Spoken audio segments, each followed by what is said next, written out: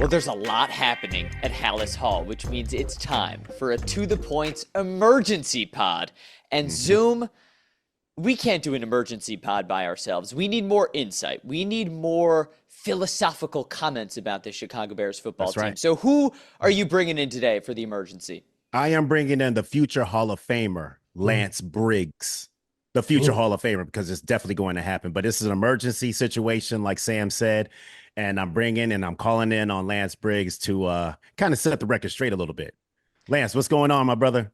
Woo! I don't know if philosophical is the way you want to go here, buddy, because it's chaos. It is chaos with the Bears organization. Yo, Yes, Lance, let's get right into it. I mean, you're fresh off your 44th birthday, and I hate to celebrate your birthday by being so grouchy and talking about the Bears, but this is a mess. What is the biggest mess right now in your eyes? Well, the biggest mess is there's been a rotation of coaches, and I don't want to just say it's just the Bears. There's a Jacksonville Jaguars organization that fires coaches after a few years, brings in new draft picks. It doesn't work out. They fire that coach again. Okay. The Cleveland Browns will fire a coach after 1 year, and then they bring in new draft picks. It doesn't work out.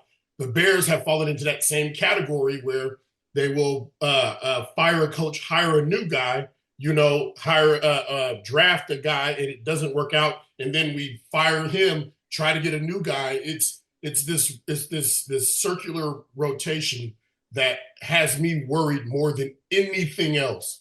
We bring in a guy, it doesn't work, we fire him, and we think that we're going to choose the right guy for the job next, and they haven't been able to do it. So that's what concerns me more about anything that's going on right now. So, Lance, if you were the GM right now for the Chicago Bears, what would be your next move? Lord. Well, what has happened already, making sure, number one, that we have a confident game plan in place to have Shane Waldron removed. Okay. Can we get this done? Do you have a plan that works? Tell me what your philosophy is. Tell me what your scheme is. Tell me what your plan is going into next week. Because we're playing against our biggest rival. What's your plan of going against the Packers to make me feel confident that if I do step in here and fire Shane Waldron, that I'm confident with what we're going to go into it with? That's number one. You have this team of players. They're young, and as you know, Zoom, as well as I do, there's a window of opportunity. You have a hell of a defense here, and you have weapons on offense. You have players on offense. It's not just like you have players on defense and nothing on offense. You have stuff on offense that you can build around. So this has to be handled as such. None of this can be taken lightly, and I'm not saying they have done that. What I am saying is that the Bears have consistently, the one thing they're consistent about is making bad choices on the people that lead this organization. As far as the head coaches, and then also even in the draft picks. You hit on some stuff that the Bears actually excel in, right? It's a loaded defense that forces a ton of takeaways. Yep. They've got the weapons. There's a lot there. So I go a little optimistic here. They have already fired Shane Waldron. Now we look forward to the rest of the season. What's the best case scenario? Best case scenario, that they go 500 with the remaining part of the schedule, which is the toughest part of the schedule. But if they go 500, on the remaining part of the schedule, that means that they're winning against some of the toughest teams in the NFL. So that gives everybody a glimmer of hope. We might have lost to the Commanders, a few other teams, but we were able to compete and beat the Detroit Lions, who was arguably the best team in the NFC. We were able to beat the Packers. We were able to beat the Vikings. We were in the game with the Niners. Whatever. That gives everybody a glimmer of hope for moving into 2025 season.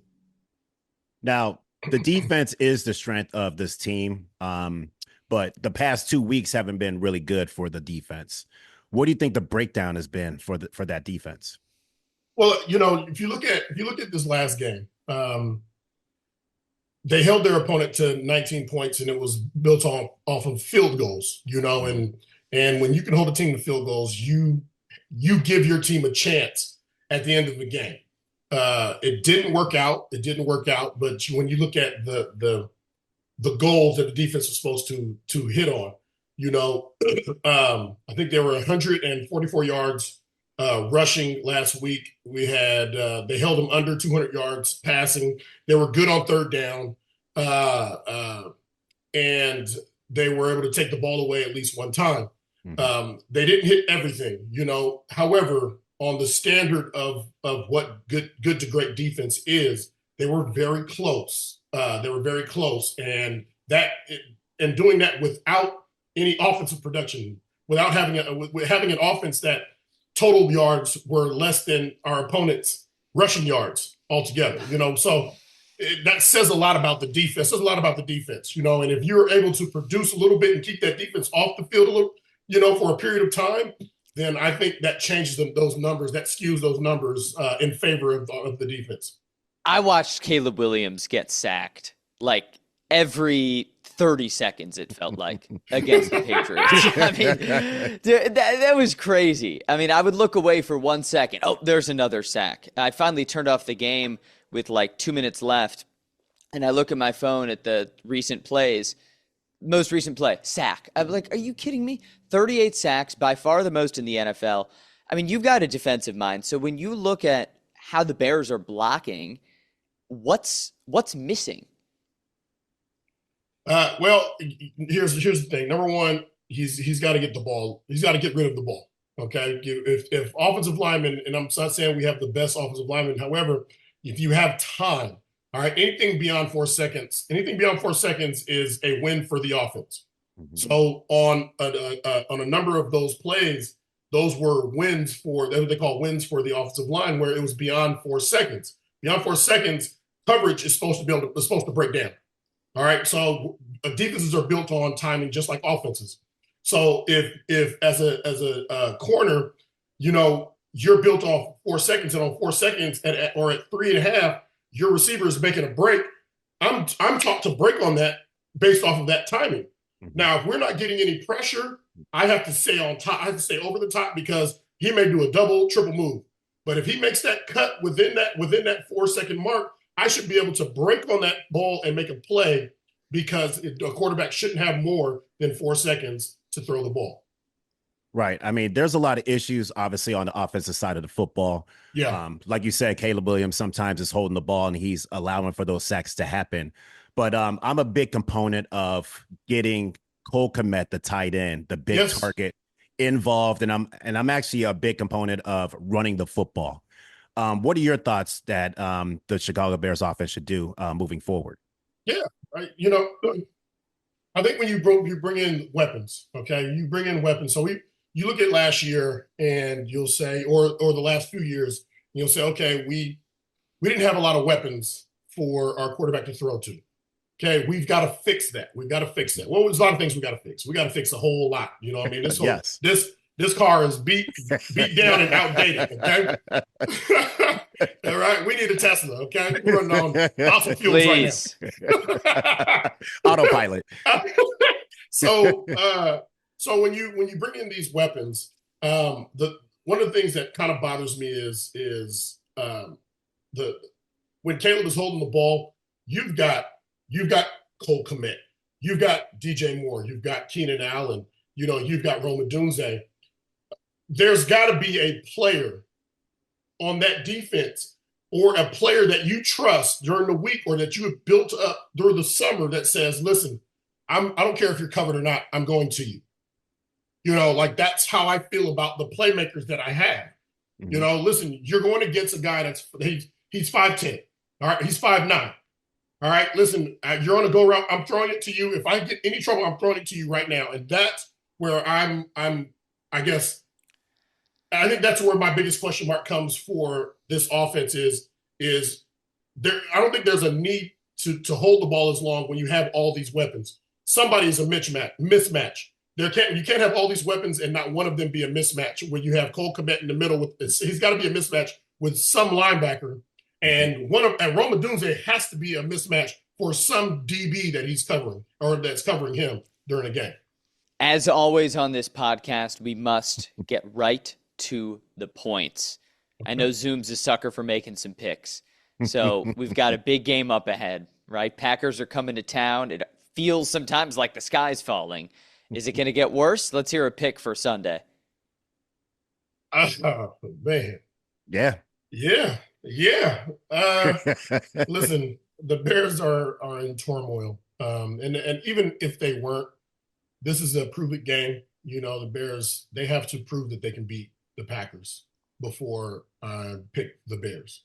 The only way I would pick the Bears right now over the Packers is if the Bears were on a hell of a win streak moving into it. And I'd say to hell with that stat. But right now there's a lot going on with the Bears on top of the fact that they haven't been able to prove that they can beat the Packers. So Packers win this game. Shit. And I'll say this too. This is a credit to the defense. I don't think that they win by a lot. I think that they win by a few, and I think the Bears defense holds them to another to a low. I think to a scoring low. So we're looking at somewhere. I think the Packers score right around 17, 18 points. But the Bears just don't score enough to beat them. So would you say that the defense has to at least get a big time takeaway, or maybe even two, or a house call or something like that? Zoom, this conversation should have been made weeks ago. The conversation where you walk into, Eberflus walks into the defense group room and says, listen, this is the situation that has been presented to us. All right. We're not saying that you guys aren't playing good to great defense, but we need more from you. Mm-hmm. All right. Now, when I walk into the offensive room, I'm going to tell them this is because we're scoring 3 to 9 points a game. All right. We need more from you, but this group, you can control what happens in this game. So we cannot, not only do we need to take the ball away, but when you get it, we have to score. All right. We have to play field position where our offense, give our offense the ball within field goal range. Like, these are the things that you guys have to do. And I know that I'm asking a lot of you, but if you can get this done, we have a chance to win. Lance, you sound just like Lovie Smith. Well, and we were great at taking that ball away and putting that ball in the end zone. Yes, because sir. That's exactly what Lovie used to preach. That's what he used to preach, and that's what needs to be preached. If you can hold the team to that many field goals, on a week by week basis, you can do more. I hear you speaking from experience, and I think for a lot of Bears fans, hearing you speak to that, it's valuable. It's crucial. It's crucial at this point. You have to call a spade a spade. This is who we are. It's up to this point of the season. This is who we are. Yeah. All right. We have a hell of a defense, and it'd be a damn shame to allow this window for this great defense and the guys that we have to close, waiting for our offense to score more points. Mm-hmm. When we can do it. You don't have to wait for them. Go do it yourself. Right. Just because the mashed potatoes on the side are gloopy doesn't mean you want to lose that 5-star filet mignon on your plate. We got a filet defense. Let's use it, right? That's right. And eventually, your offense, they may surprise you. They may surprise you with a few scores, this week or that week, something happens. But anything on top of that is a plus, but it's not expected at this point. Lance, I agree with you. I think that this game will be tough. Hopefully the offense can come along. I know that Thomas Brown is going to be taking over, and hopefully he sees things differently than Waldron. The playbook obviously isn't going to change much, but they can run different plays to get, Caleb and the playmakers the ball. I would like to see this offense turn more into a run-first offense. I'd like to see this offense do more of 3-step drop, get the ball out of Caleb's hands, more play action, under center play action, move the pocket around, hit Cole Kmet over the middle of the football field, easy rhythmic timing throws. And also getting the ball out of Caleb's hand, because sometimes he holds the ball too much. So I think that if he does that, they can be efficient and effective at the same time. And then also run the ball and get these big offensive linemen running. moving forward, hitting people, put a hat on a hat, and then having Swift do what he does. So I think that that's the perfect recipe going into this game plan.